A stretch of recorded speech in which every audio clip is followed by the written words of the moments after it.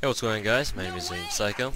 We got another gameplay request here by Captain Craft 4, and I think this was something that multiple people requested, actually, not just him. But he requested to me to use the best gun in the game overall, and the most broken gun in the game. And I've elected to use the M416 CQB CAMO and the P90TR. The best gun in the game is very, very debatable. There are lots of candidates for that. Sorry, teammate. There's not really one gun in particular that really stands out as, oh, this is the undisputed best gun in the game. Like, there is no question about it. Because there are a lot of guns in the game like that. You know, all the fucking epics. Let's not even get into discussion of like, oh, epic guns and shit like that. But the epic guns are all very, very strong.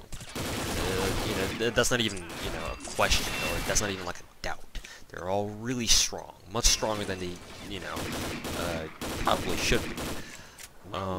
But Combat Arms is all about OP guns, so fuck it. You know, make them as overpowered as you want. But by far the best, the most broken gun in the game is the P90TR, because fucking everyone uses it. It's just so easy to use, and with a 36 damage rating, like, put it in perspective. But let's talk about the P90 first, and see why it's so broken. First of all, it has extremely good accuracy for a submachine gun. Hipfire isn't that bad. The recoil is very controllable, extremely controllable. Even a fucking scrub can use it. Yeah, it has 36 damage and 50 bullets. It's absurdly strong, very strong. And I'll talk about the damage a little bit. In fact, the damage. To put that in perspective, most guns, or most submachine guns for that matter, in Combat Arms typically have anywhere from a 35 to a 37 rate of fire, or no, damage, not rate of fire, damage, sorry, and kill this guy here first. And like the lowest being a 30 held by the Uzi, and the highest being a 37 carried by multiple guns, actually. The M249 SAW, the UMP45 SC. No, actually, no, it's not 37, it's 38, my bad. It's 38.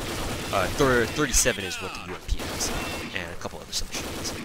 But 36 is what the P90TR has, and 36 is kind of like the magic number for submachine gun damage. Like, 36 is what a lot of NX standard submachine guns have as their damage rating. Like, for example, the FMG, no, not the FMG9, it was a FMI, I think? The FMI, I think, had 36 damage. In any case, a lot of guns, submachine guns, have 36 damage, and typically speaking, that's like the magic number, like the perfect number for a submachine gun to have as their damage rating. I guess I could kind of make an entire video to explain why that is exactly, but for now, you have to kind of take my word for it, and I'll just have to base that off like experience and using, off my experience of using a lot of different guns. But that's just kind of what I found, and it's just kind of what my opinion stands as. So just all the stats that go into the P90TR just make it like overall a really broken weapon. It's not really like broken. There are ways to deal with it. It's so easy to use that there's no reason to use any other submachine gun if you have the P90TR. Like, practically speaking, there is no reason to use any other gun. That's just how it is. So now that we've talked about the P90TR for a little bit, let's talk about why I chose the M416 CQB CAMO as the best gun in the game. I chose the I had to think a little bit about this. And by no means does this video say for sure, like definitively, like, oh, the M416 CQB CAMO is the best gun in the game. It's definitely one of the best. There's no doubt about that. Typically, it was between this or the SOP mod for me personally, and the Barons, but we'll just exclude that for now. But the Barons, the SOP mod, and the CQB CAMO were all candidates for the best gun in the game. And eventually I went with the CQB Camo because of the fact that you can customize it, and if you customize it, it becomes god. When you customize M416 CQB Camo, you basically turn it into what the CQB Camo or the M416 CQB was before they nerfed it. Way back when the M416 CQB was first released, sorry, I had to concentrate there. When the M416 CQB was first introduced to combat arms, I remember buying it twice for 7 days, and those 7 days that I bought the gun for were like the best moments of my combat arms life at that point. That gun was so fucking god tier. It had virtually no horizontal recoil. It just went straight up. That's just how easy the gun was to use. You had no horizontal. You had no horizontal recoil. It was really. I think it still had the same damage rating. I think all they did was change the recoil pattern. So it had what is it?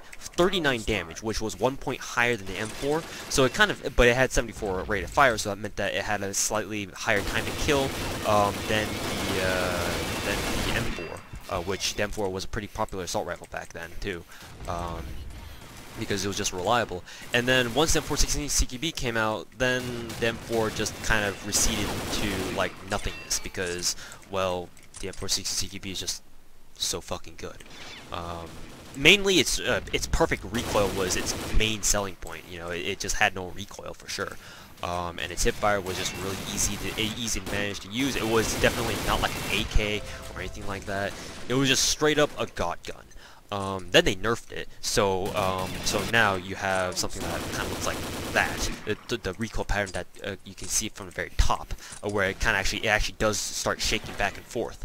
But if you notice, the CQB Camo, the first like 5-6 shots all went straight up, and that's because I customized my CQB Camo to have full customizations, and that's why it's so good, because the recoil by changing the recoil or customizing the recoil, you changed its you changed the CQB Camo's shot pattern back to how it originally was for the original CQB Camo. At least its first like 10 or so shots. You know, that's what makes this gun the best gun in my opinion for now. My opinion can obviously change later on, but I think I have a good reason to pick the best gun in the game as this gun right here, the CQB Camo.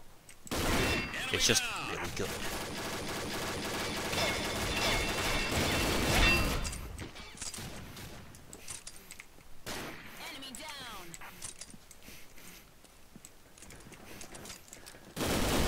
In case some of you guys wonder why I said I didn't go with the SOP mod or the Barons, I don't know if I have enough time to explain this fully, but I'll try to wrap this up really quickly. The SOP mod is, don't get me wrong, it's an extremely good gun. Its main selling point is the fact that it has virtually no recoil. The CQB Camo is a very low recoil gun, but it still has some recoil when you do go full auto with it. The SOP mod, on the other hand, is extremely no recoil. Like, it's unbelievable how much recoil it doesn't have. So that's the SOP mod's main selling point. Thanks Nexon for fucking me in the ass again. But its damage, while it's strong, it doesn't match up to par with the CQB Camo's damage, which has a 41 damage rating plus some with the damage customization put on it.